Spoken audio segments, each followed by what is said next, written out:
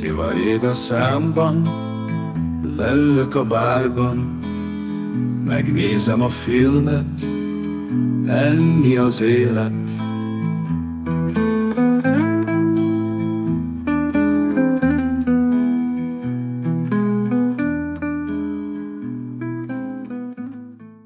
Sziasztok, Varga Dániel vagyok, és már reggel mi, hát annyira nem reggel, már mondjuk 8:30 van, reggel mi egy spontán felindulásból elmegyünk Bécsbe, és megmutatjuk nektek 2 darab szivaros helyet, hogy egy kicsit az adásnak a menetét ezzel megszakítsuk, illetve hogy így mondjam, egy kis görbét tudjunk tenni bele. Úgyhogy nem tudom, hogy mi lesz, illetve nem tudom azt, hogy kik lesznek ott, nem tudom azt, hogy hogyan fog történni ez az egész. Egyszerűen egy spontán felindulásból úgy gondoltunk, hogy forgatunk nektek még egy adást, hogy ne olyan legyen, mint a többi. Na, indulás!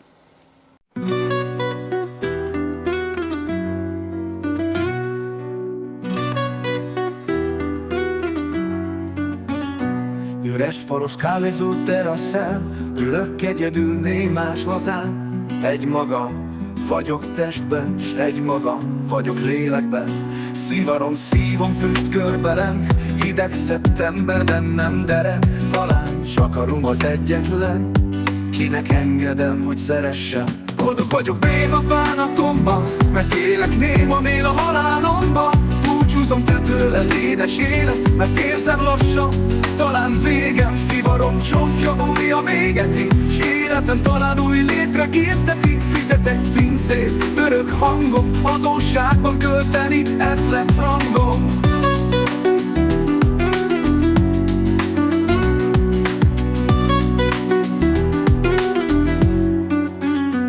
Gondolatok cikáznak üres fejemben, össze-vissza írok, hát én ez lettem. Egy akarni akaró néma verszibált, ki még mindig nem dicsőíti a királyt. Kinek szegénysége, céltalan élete, kinek gazdagsága, csak kísért szemnek. Kergetem szívtelen szerelem jóslatát, ezzel kívánok 100-szor szép éjszakát. Boldog vagyok béna bánatomban, mert élek néma mél a halálomban. Sziasztok! Első megállónk itt a Wok & Mort nevezetű étteremben lesz. És azért gondolom ezt fontosnak, hogy megemlítsük mindenképpen, mert ugyebár minden szivarozás előtt érdemes enni egyet. Igazából vagy egy könnyű, vagy egy nehéz kaját tudtok enni, nyilván egy nehéz kajánál azért kell arra gondolnotok, hogy akkor, amikor elszívjátok a szivart, az még jobban megterheli a szervezeteket. Én ilyenkor mindig inkább egy ilyen közepes minőségű kaját, tehát egy kicsit eszek nehezet, kicsit eszek könnyűt.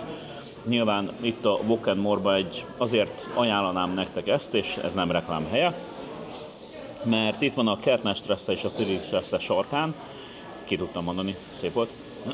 És körülbelül, hogyha bejöttek és all you can eat-et esztek, akkor ilyen 15-20 euró között van, azt hiszem, az all you can eat per kopf, kivéve az italokat, azokat kell fizetni. És ami nagyon fontos, hogy egy ilyen teljesen külön szervírozott rendszerem van, minden jégen van, minden nyersen kint van jégen, adott esetben halak, marhák, disznó, kacsa, minden kint van, ki tudjátok választani, oda viszitek a pulthoz, a pultnál van egy ilyen vokkos rész, ott megadjátok azt, hogy milyen szósszal és hányas asztalnál akartok lenni. Azt ide berakom nektek, ha egy kicsit rá tudna fókuszálni, de persze, hogy nem akar. Fókusz! Fókusz! Szóval mindegy. Én amit ajánlok, az S2-es szósz, az egy ilyen kicsit csípős, kicsit édes szósz, és nyilván S2 az azt jelenti, hogy a szószok azok S1-től S9-ig vannak, különböző csípősségben, és ezeket összesütik nektek, vannak készkaják, vannak levesek, vannak édességek, igazából tényleg mindent, amit akartok, azt megtaláljátok magatoknak. Egy szivarozás előtt mindenképp ajánlatos az étkezés, mindenképp ajánlatos az, hogy kajáljatok valamit, mert könnyen csillagvizsgálóra tudjátok szívni magatokat. Úgyhogy ez nem reklámhelye, de ez egy olcsó és még jó hely is, úgy csináltatod meg a kajádat, ahogy akarod, úgyhogy szerintem gyertek nyugodtan ide. Itt ez egy ilyen kis, hogyha szeretitek ezt a enyhe kínai beütést, enyhe japán beütést, akkor ez tökéletes. A susik szintén, amiket most itt láttok előttem, azok nagyon finomak. A készkaják szintén finomak. Én, amit mondom, hogy nektek ajánlanék, az S2-es szósz, az egy kurva jó szósz. Úgyhogy gyertek, mi pedig röpüljünk tovább, nézzük meg azt, hogy igazából ez a szivaros része, ez mit is rejt még nekünk.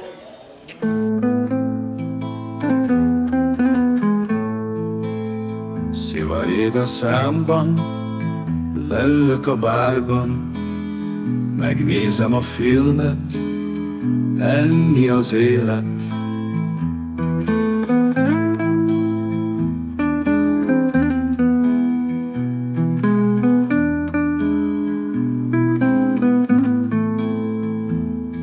Szivar jég a számban, leülök a bárban, megnézem a filmet, ennyi az élet.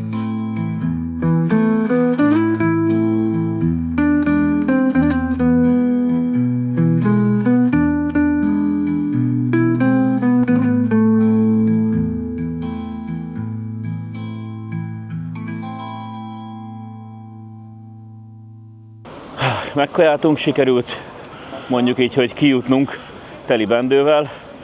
Úgyhogy az idefele gyors menetet leváltottuk visszafele nagyon-nagyon erős cammogásra. És most megnézzük azt, hogy hol lehet szivart venni, hogyha itt vagytok Bécsbe. Nem kell messze menni, ugyanúgy Stefánplatz mellett Mohilla. Reméljük, hogy elkapjuk a tulajdonost és tudunk vele beszélni pár szót. Ha nem, akkor megpróbálom én bemutatni nektek, úgyhogy szerintem sétáljunk tovább egy kicsit. Finom volt a kaja? Nagyon jó volt. Minden, mint legutóbb. Ja, és, Nem tudják elrontani szeretni. és 42 eurót fizettünk? Igen. 42 eurót fizettünk úgy, hogy volt 2 light cola, egy ásványvíz, és mind a kettőnknek all-in kaja volt. Én meg megfulladok.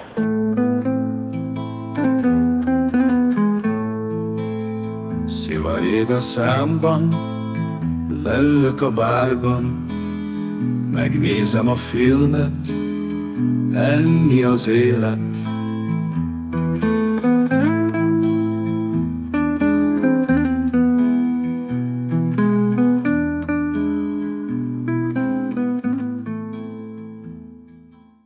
Sziasztok, mondtam, hogy mindenképpen meg fogunk állni az egyik nekem a kedvencem, és szerintem talán a leges-leges-legejobb szivarbolt előtt, ez pedig a Mohilla, és a tulajdonost Máriát bemutatom nektek. Hellosztok, szia, Mária vagyok.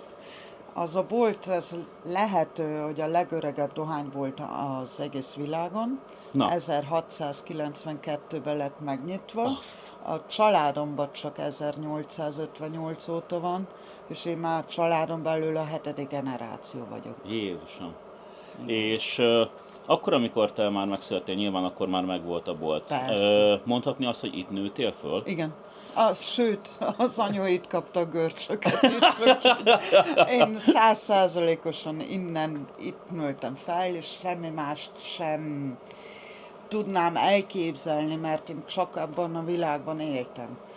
És hogyan illik be egy, mondjuk azt, hogy ténylegesen akkor a világ legrégebbi szivarboltja? Lehető. Szerintem, mert én nem nagyon tudok még, hogy egy ilyen régóta fennálló szivarbolt lenne. Még talán Londonban vannak talán egy pár, de azt is inkább későbbieket tudok. Szóval azért ez nagyon-nagyon nagy dolog. Szóval hogy illik bele ide a képbe, ide pont Bécs közepébe szinte? Hát mi itt helyszínen a Kolmárton csak 1906 óta vagyunk.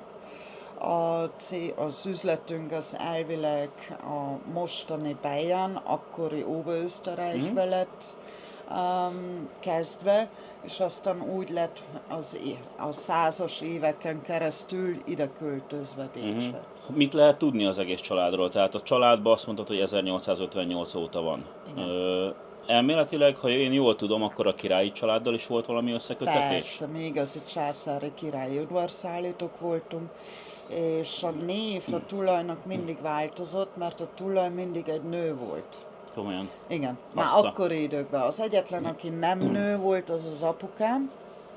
Ő, mivel a szülei a II. Világháborúba estek, úgyhogy neki kellett átvenni a boltot, mert ő volt a legidősebb tesó, és aztán magánál volt, és így lett az egyetlen egy férfi tulaj, az apukám, és most megint nő kézben van az a bolt. Lehetne egy kérdés, amit általában nőknek felteszek. Ugyebár a szivarozás alapjába véve nem annyira azt mondják, hogy női sport. Én mindig azt szoktam mondani, hogy ennek nincsen se női, se férfi oldala, mert a szivarozás az igazán női sport, hiszen egy férfit látva szivarozni, elegáns, és tovább megyünk. De egy nőt látva szivarozni, elegáns, szexi, és így tudnám sorolni a dolgokat. Szóval mi a tapasztalatod a női szivarozásról itt? Nálunk nagyon nagy trend a nők között is a szivarozás, mivel én nő vagyok és szivarozok, úgyhogy a nők nem félnek utána egyet kipróbálni, és aztán rájönnek, hogy egy gyönyörű ízvilág az egész, és elszívják a szivart, de élvezik az ízt benne. Sokszor úgy kezdődik a nőknál, most már 35% minimum nálunk törzs vendég nőként vásárol magának a szivart, és az mindig úgy kezdődött, vagy 90%-ban úgy kezdődött, hogy a férjének vett szivart, és akkor én javasoltam neki még egyet hozzá, és akkor úgy belekezdte, és aztán rájött, hogy ez nagyon ízlik, és mostan már sokszor is már történt az, hogy a nők többet vásárolnak maguknak, mint a férjének. Helyes. Mikor volt az első találkozásod a szivarok világával? Mikor találkoztál mondjuk azt, hogy mikor szívtad el az első szivarodat? Hát az első egész szivart az ilyen 14 éves koromban szívtam el, mert én úgy volt, vidéken élünk, és a szüleimek mondták, hogy ha én dohányozni akarok, akkor legyek szíves, és csak velük együtt dohányozzak. Ne menjek én egy pajtába, Igen. és fölgyújtsam a házat, és ott gyújtsak rá, hanem csak előttük. Mondom, persze, akkor természetesen. Erre meg az apukám hozott nekem egy könnyű dominikai Maduro szivart. És tudod, hogy melyik volt? Emlékszel még rá? Igen, az a Macanudo Maduro diplomát volt. Az volt az első szivarom. És Hát leültünk. abba az időben szerintem az egyik legjobb szivar volt. Akkori időkben igen. És együtt leültünk, kártyáztunk ott kint a teraszon, és aztán elszívtuk a szivart. És ez volt az első szivarom, és egész végig szivaroztam, és amikor elkezdtem itt dolgozni az üzletben, mondta az apu nekem, oké, most már dolgozol, most már kap saját pénzt, mostantól magadnak is vásárolhatod. És aztán úgy elkezdtem nem csak szivarozni, hanem pipázni, mert az anyagilag egy picivel jobban lehet kifírni, igen, és az apunak van jó pipája, úgyhogy én nekem csak a dohány kellett vennem. Úgyhogy egy idő után én tényleg belementem az egész dohányzási világba. És most per pillanat szivar vagy pipa? Hát most per pillanatban én mindent szívok, pipa, szivar, cigi, szivarka, mert nekem tudni kell, hogy mi van itten. A szivarokat, ami újonnan veszem be az üzletbe, és most megállapítom, hogy milyen ízvilágja van, az 90%-ban mindig az autóban szívom. Miért az autóban? Mert ott van nekem a nyugalom. A nyugalom, ott vagyok, hogyha egy hosszú autópálya úton unalmasan odagurulsz, akkor ez egy jó méretű tóró méretű szivar, az nekem az ideális, mert akkor tényleg tudom az ízvilágot észrevenni, mivel ennyit már dohányozok, már nem annyira finom az érzés az ízvilágba, úgyhogy nekem ez a kis szűk szoba kell, hogy én megérezzem egyáltalán az illatot, az ízét teljesen, és azért nekem az autó az ideális ahhoz. Tökéletes hely, mondjuk így. Én talán először hozzátok ilyen 2015 környékén jöttem, ha jól emlékszem. És nekem mindig is az volt a legnagyobb kérdésem, hogy csak ez az egy boltotok van itt per pillanat. Vagy esetleg a kérdés természetesen, hogy van-e, vagy volt-e még?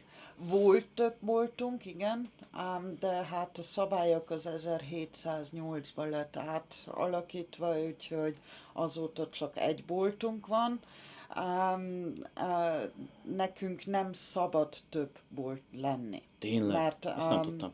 osztrák monopól van, mint Magyarországon is van az a monopól, de Ausztriában van a monopólban, és oda bele van írva, hogy nekünk be kell bizonyítani, hogy mi csak ebből élünk. Ezt nem Úgyhogy tudtam. nekem mást sem szabad csinálnom mellette. Mi volt a legemlékezetesebb szivarod? Elvileg a Royal Release Salomon, ez még a mai napig. Igen? Van még értékesebb, meg... Legemlékezetesebb. de a inkább így az a legjobb szivar a mai napig nekem. A Royal Release Salomon. Az 3,5 óra ízvilág, és az a szép benne, ahol a figurára méretben, Igen. 3 pártba változik az íz, jó, erős, tömény, intenzív, de nem csípős. És Kubából? Kubából, hát én Kubából szívtam Dunhilt is, meg Davidoff is természetesen, de a Kubából idáig a Ramon Alones, az az egyik kedvencem. És hol szoktátok megoldani a szivarozást? Itt, Ausztriába. Mert például most mi eljöttünk, Igen. úgyhogy egyedül talán amit tudok, az a Kempinskibe, hogy be tudok menni Az szivarozni. se lehet már, mert annak új tulaja van, úgyhogy ott is már bezártak a dohányzó helyiséget. Nagyon szép. Akkor egyből jön a kérdésem, hogy Igen. hol lehet Csak szivarozni? a teraszokon, Csak a teraszokon. csak kint. Igen. Tehát most már nincsen se belső. Vagy egy szivarklubba. De a szivarklubban meg kell itt ugyanígy Igen. tagság, nem? Kell, igen. Aha. Egy évi tagság kell minimum, és akkor meg tudják oldani, hogy szivarozhatsz a beltérben. Mert az új nem dohányzási szabály azt mondja, hogy szabad bent dohányozni, de nem szabad semmi italt hozzá Jó. konzumálni, úgyhogy azért senki sem csinált ilyen szobát, hogy lehessen benne dohányozni, mert nem szabad hozzá És hogyan oldod konzumálni. meg te? Én? Autón kívül? Hát az üzletemben szabad dohányozni, mivel nem adunk el italokat, Persze. úgyhogy nálunk szabad dohányozni, de én mindenhol dohányzok. Én otthon dohányzok, az irodába, az autóba, a sétálás közben, a teraszon, és télen nem megyek savarogni, mert nem tudok dohányozni, úgyhogy... Akkor egy másik kérdés, ami szerintem sokkal, de sokkal fontosabb, hogy hogyan tudjátok kiválasztani a következő szivarokat, hogyan tudjátok kiválasztani azt, hogy mondjuk egy nagyon-nagyon jó szivar legyen itt, és mondjuk te kinézel egy szivart, Igen? akkor azt hogyan tudod megnézni, hogy mondjuk te ezt a szivart szeretnéd behozatni, és még mondjuk itt nincsen. Tudsz-e behozatni ilyen szivart, vagy... Nem igazán, mert itt Ausztriában mindig importőrökből kell vásárolnom, de mostanában már akkora méretet értünk el, hogy sokszor az importőr tudom befolyásolni és mondani, oké, nekem kéne az érdekes, úgyhogy ez kell nekem ez a fajta szivar, és akkor sok importőr tényleg kezdi behozni. De nagyon hosszúdalmas annak a bejelentés Igen. ennek a szivarnak, úgyhogy a legtöbb nem jön össze. És másik kérdés, természetesen a vendégek. Igen. Ugyebár megmaradtak még a idézőjeles vezetői osztály, aki mondjuk hozzátok, tehát régen itt célzok a királyi császári családra, hogy ők még jönnek el, vagy kik voltak a leghíresebb vendégeid, ha lehet kérdezni Hát egy természetesen. párat tudok én mondani, persze a császári királyi udvar volt nálunk vendég, de volt a Sigmund Freud nálunk vendég, törzs vendég, volt nálunk Arnold Schwarzenegger, úgyhogy, és az a szép ebbe a boltban nálam, hogy én tényleg az egyetlen vagyok a sok boltok közt, tök mindegy, hogy most élelmiszerbolt vagy ruhabolt, hogy én tényleg a egyetemistától a milliárdosig mindenkit kiszolgálok. És ez tényleg mindegyik megvan köztük. És ez szerintem nincs más hely, ahol tényleg az van. Egy ékszerész az csak a Igen. ilyen embereket szolgál ki. Egy élelmiszerbolt, a milliárdos nem megy bevásárolni, oda küldi a háztartási nőt. Úgyhogy ez tényleg, én egy ilyen bolt vagyok, ami mindegyik szintet szolgál ki, és az a szép és különleges benne. Így van. Én nagyon szépen köszönöm ezt a gyors kis interjút. Hogyha szeretnétek azt, hogy legyen egy hosszabb interjú, akkor írjátok ide, mert akkor megpróbálom Máriát elkapni egy hosszabbra, és akkor még egyeztetek vele, és akkor újra kijövök, és akkor csinálunk egy sokkal hosszabb interjút, amiben amiben még mélyebben megkérdezem. De hát természetesen most ő is siet, illetve én csak ilyen parasztba elkaptam már elnézést, de máshogy ezt nem tudom mondani, így hirtelen bejöttünk, meg mondom, ott a Mária, akkor gyorsan csinálunk vele egy interjút. Úgyhogy én nagyon szépen köszönöm, gyönyörű a bolt, én csinálok egy jó pár felvételt, hogyha megengeded, és hogyha tényleg úgy van, akkor én szeretnélek megkérni egy sokkal hosszabb interjúra. Természetesen. Jó, nagyon szépen köszönöm. Én köszönöm. Köszönöm.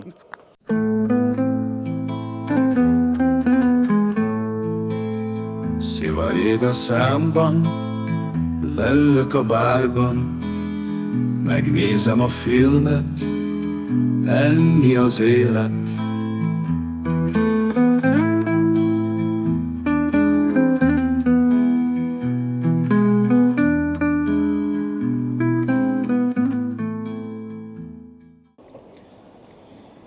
Hát ez lett. Szóval, hogy egy kicsit lássatok be a háttérbe, gyakorlatilag az volt, hogy tegnap kitaláltuk, hogy eljövünk Ausztriába, Bécsbe, és egy olyan dolgot fogok csinálni, amit más még eddig nem csinált, mégpedig mármint Magyarországon, hogy egy utazásos videót rakunk a Szivaros podcastünkbe, és a Szivaros podcastünknek egyetlen egy dolga volt, ami biztos volt, az pedig az, hogy a Kempinskibe elmegyek szivarozni, és bemutatom nektek a Kempinski hotelt. De gyakorlatilag erre nem került sor, miután Mária elmondta, hogy a Kempinskiben nem lehet szivarozni, úgyhogy innentől kezdve egy kicsit ez a történet, mondjuk így, hogy letérdelt.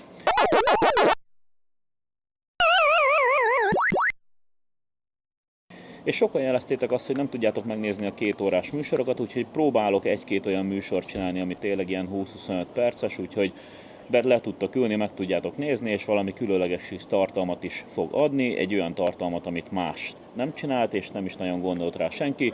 Utazós videókat csinálunk nagyjából a Szivaros podcastekbe, és itt a Szivaros kultúrából, vagy a Szivaros részből próbáljuk bemutatni a helyeket, vagy éppen a Szivar klubokat.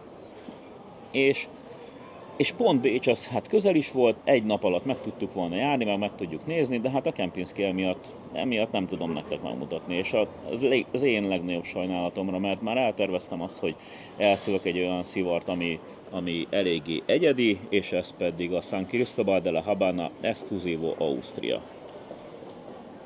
Szerintem ezt a szivart nem nagyon kell bemutatnom. Ez a San Cristóbalnak a területi vagy régióra kiadott szivarjai közül az első olyan szivarja, ami az Obispo méretet tükrözi. Az Obispo az 4,78-szor 50-es gyűrűátmérővel, ami azt jelenti, hogy kb. Olyan 124 mm hosszú és 50-es gyűrűmérettel. Ez tavaly jött ki Ausztriába ez a szivar, ez a különlegesebb szivar. Ausztriának egyetlen egy régióra kiadott szivarja volt még ezen kívül, ez pedig a Juan López Ideales, és az volt teljesen Ausztriára korlátozva. Ezt a szivart 6000 dobozzal adtak ki összesen, ami azt jelenti, hogy a 6000 dobozból mindegyik 10 szivar volt benne, ami azt jelenti, hogy összesen 60 000 szivart csináltak ebbe. Annyi a különlegessége, hogy a San Cristóbal a regionális szivarokat mindig úgy adja ki, hogy olyan méretbe adja ki a regionális szivarokat, amik per pillanat nincsenek forgalomba, és az Obispo az nem volt forgalomba, és az ausztriai, hogy így mondjam, rész ezt le tudta foglalni, és ezt le is foglalták maguknak, úgyhogy innentől kezdve 2023, talán június, július, augusztus, valahogy így a nyár derekán adták ki, azt tudom. Ami a különleges, hogy a San Cristóbal de la Habana szivarokat 1999-ben lett készítve, ami azt jelenti, hogy pontosabban hozták létre a márkát, és ezt a márkát akkor, amikor létrehozták, akkor majdnem már kizárólag azzal a céllal hozták létre, hogy természetesen a La Casa de Habano-val karöltve, igazából szinte nekik készítve a szivarokat, úgyhogy a szivaroknak az volt a különlegessége, hogy a különleges kiadásoknál az eleinte csak Edition Regionál volt, aztán az Edition az most már megváltozott Exclusivo Ausztriára. Úgyhogy gyorsan megkóstolom és meg is vágom a szivart. Én per pillanat hozzá egy cappuccinót és egy zöld teát fogok fogyasztani, amíg megvárjuk a Noellát, hogy megérkezik. Addig megpróbálok nektek egy-két dolgot elmondani. Különlegessége most per pillanat annak, hogy az előző adásra hivatkozva egy kis hojás vágóval vágtam meg, ami igazából egy egyenes vágás biztosít, ami azt jelenti, hogy nem tudod elbaszni, tehát hülye biztos, még nekem is sikerül, ami azt jelenti, hogy így látjátok, egy kis, csak a kepet levágja egy egyenesre. A gyújtás az a szokásos Dupont gyújtóval történik. Elkezdjük meg felforrósítani, ugyanis ti is tudjátok szerintem azt, hogy a szivarokat nem lehet megégetni, megpróbáljuk a széllel meggyújtani, és a széllel való meggyújtása lesz az egyik legkülönlegesebb, ugyanis nem fogod megpörkölni a szivart, és nem lesz hibája a szivarnak. Nyilván egy ilyen nyílt lángos gyújtás, ahogy a Geri is szokta mondani, egy ilyen levegőben nem, vagy széllel járt a területen nem annyira biztosított. A másik, ami nagyon különlegessége ennek a szivarnak, gyakorlatilag a kialakítása, ez a mérete, az egyedi mérete, és én azt mondom, hogy ha külső jegyeket kellene megemlíteni nektek, akkor nagyon erős cédrusos ízt érzel, hidegkóstolásba természetesen, enyhén olajos a levele, nagyon gyönyörű a külső borítólevélnek az eldolgozása, alig látható rajta, hogy így mondjam, nagyon nagy ér. A capnek a kialakítása is gyönyörű volt, igazából most ezt nem mutattam meg nektek, úgyhogy tudjunk sietni az adással, és ne legyen annyira hosszú.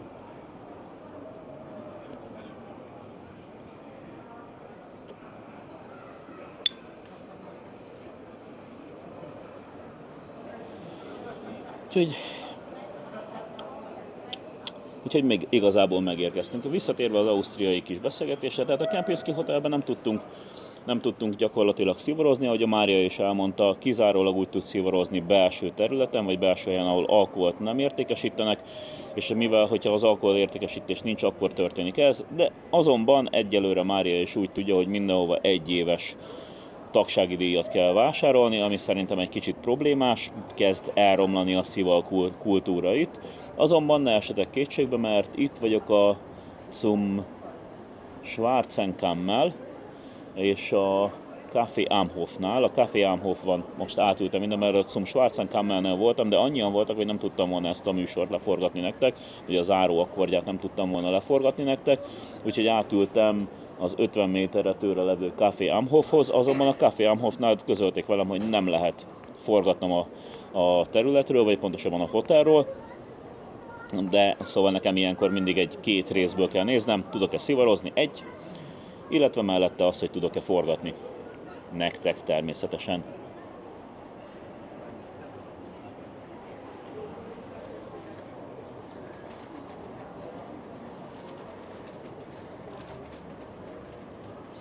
A szivar eredeti kubai ízeket tükröz, ami azt jelenti, hogy egy nagyon erős cédrus, enyhe bőríz, nagyon erős diós, vagy inkább mogyorós ízt érzek benne, enyhe föld az, ami feltűnik.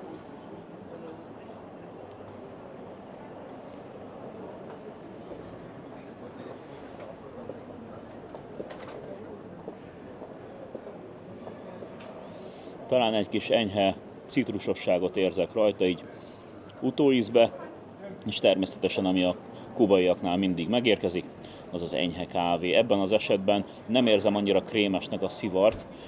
Hozzátartozik, hogy itt kint ülve, és ezt akartam még elmondani nektek, hogy kint ülve bárhova le tudtak ülni, szinte mindenhol van melegítő, nem úgy, mint otthon. Itt azért belerakják azt a kis pénzt idézőjelbe, hogy az emberek le tudjanak ülni kívülre is, akár egy ilyen hideg időben, 14 fok környékén lehet, és még a párnák is gyakorlatilag ilyen melegítős párnák, de gyakorlatilag hiába próbálgattam így bekapcsolgatni, nem nagyon kezdett el melegíteni.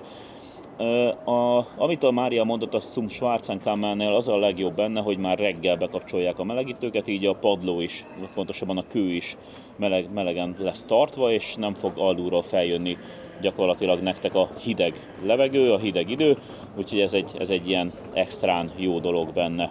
Amit el kell még mondani a szivarról, és inkább a márkáról mondanám el nektek, mert egy különlegessége a márkának szerintem, hogy 99-ben, amikor megalapították, akkor első alkalommal 4 vitolával jelentkeztek. Ezek a vitolák azok a 16. és a 18. század között épített erődök, amik megtalálhatók a területen. És még azt kell tudni, hogy a San Cristóbal de la Habana márka az eredeti neve 1519-ben lévő San Cristóbal városáról kapta a nevét, ugyanis a San Cristobal városa az nem csak szimplán San Cristobal volt, hanem San Cristobal de la Habana. Már hát akkor, amikor megalapították, bő 1519, 600, 700, 800, 900, tehát bő 480 évvel később, akkor a város előtt akartak tisztelegni. 4 legfontosabb erődöt, az El Moro, El Fuerza, El Punta és El Principe várát vagy erődítményt nevezték meg, és ez volt az első 4 vitola akkor, amikor megalapították.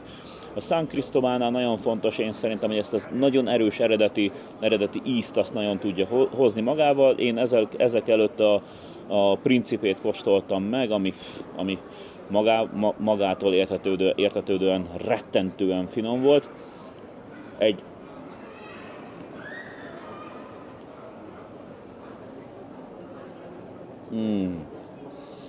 Na, szóval folytatva, egy nagyon vékony kis szivar, ami gyakorlatilag tudja az eredeti kubai ízeket hozni.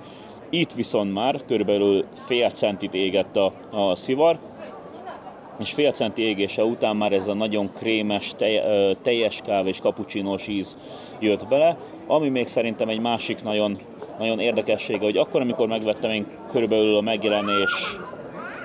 megjelenés napján vásároltam meg, egy hétfői nap volt itt Ausztriában, pont itt voltunk, vettem belőle 2 dobozzal, és elszívtam egy szálat belőle, rettentően rossz volt, borzalmas volt, azt mondtam, hogy kidobtam, nem tudom, 230 vagy 240 eurót egy dobozra, és ez borzalmasan sok pénz volt, és már akkor előjött idézőjelben már elnézést, de a zsidó vérem, hogy mondom, hogy Jézusom, most 500 eurót kidobtam a semmire, és majdnem fél éves tartás után a Humidoromba mondtam, hogy adok neki, utána még megkóstoltam még egyszer, és utána fél évvel rá, amikor megkóstoltam a szivart, iszonyatosan jó krémes, iszonyatosan jó ízek jelentek meg, és akkor tudtam már, hogy nem fogtam, hogy így mondjam, félre.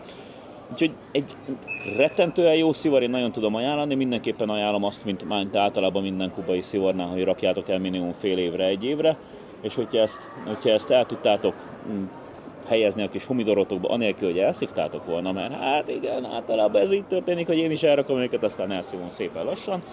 Úgyhogy mindenképpen rakjátok el. Közben megjött Noella, megérkezett.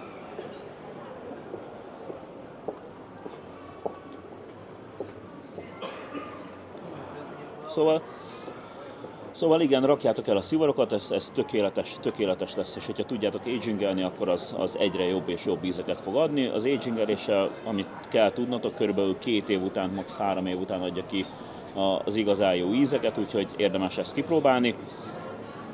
Én úgy gondolom, hogy ezt a szivart nem fogom végig szívni az adásban, mivel elmondtam, hogy körülbelül ezt a 20 perces félórás adást próbálom veletek tartani.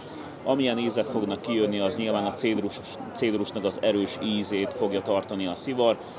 Megjelenik benne a cappuccino, most már majd a vége fele ez kávéra fog váltani.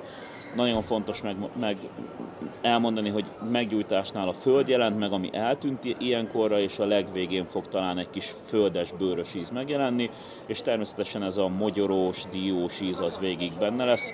A legvégén eltompul, a krém pedig körülbelül a második harmadáig fog élni, és utána fog eltompulni. Nyilván az erősséget, hogyha meg kell mondani a szivarnak, én körülbelül 10/6-osra mondanám, 10/5-ösre, nem egy erős szivar, és mindenképpen ajánlom a kipróbálásra. Remélem nagyjából tetszett a műsor, hogy egy kicsit ilyen rövid volt, és tudtunk nektek valamit mondani. Én nagyon szépen köszönöm Máriának az interjút. Ne felejtjétek, hogyha akarjátok azt, hogy legyen egy hosszabb interjú Máriával, akkor azt írjátok ide a műsor alá, mert csak így fogjuk mi is látni természetesen. Én fel tudom venni vele a kapcsolatot, megadta a személyes telefonszámát, és akkor tudok vele beszélni. Eljövünk ugyanígy ide, és tartunk egy hosszabb interjút vele, akár egy órás interjút, és egy szivar mellett.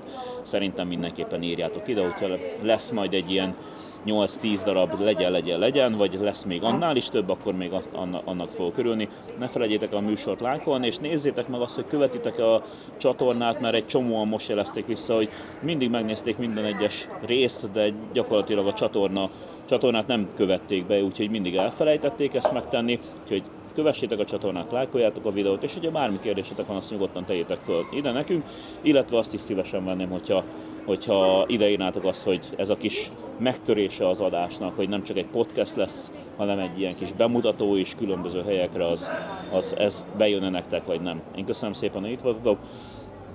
Elmaradt ez a Kempinski bemutatás, de reméljük, hogy előbb-utóbb tudunk alkalmat keríteni rá, illetve itt Ausztriában élőkkel el tudunk menni együtt szivarozni, hogyha kijövünk ide Ausztriába, vagy tudunk egy nagyobb szivar találkozót csinálni, annak már én nagyon-nagyon örülnék, mert akár azt is meg lehetne csinálni, és itt most csak persze a képzeletem szárnyal, hogy eljövünk ide, és egy 8-10 összeülünk egy ilyen szivarozásra, akár németül, angolul, mondjuk a németem és az angolom nekem. Németem az nagyon rossz, az angolomat az a nyelvtanom rossz, de meg fogjátok érteni, úgyhogy az nem lesz baj. Szóval próbálok nektek minél több információt, minél több dolgot megosztani veletek, minél több olyan részt, illetve kis nüanszot megosztani veletek, ami a szivarozásnak az egyedi vele járója, és így ti is többek tudtok lenni, vagy nem lesztek elveszve a világba. Nagyon szépen köszönöm, hogy itt voltatok, ne felejtjétek, hogy osszátok meg az adást, hogyha tetszett a barátaitok, ha pedig nem tetszettek az ellenségeitek, hogy ők is szenvedjenek. Sziasztok! Csak füst és más semmi.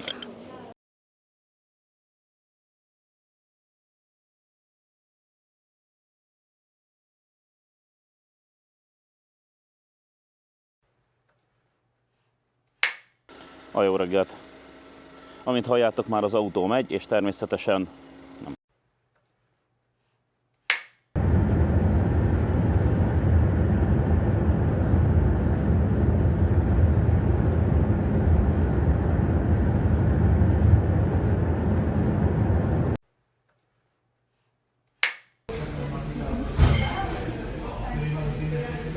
Gyerek hoztál ilyen?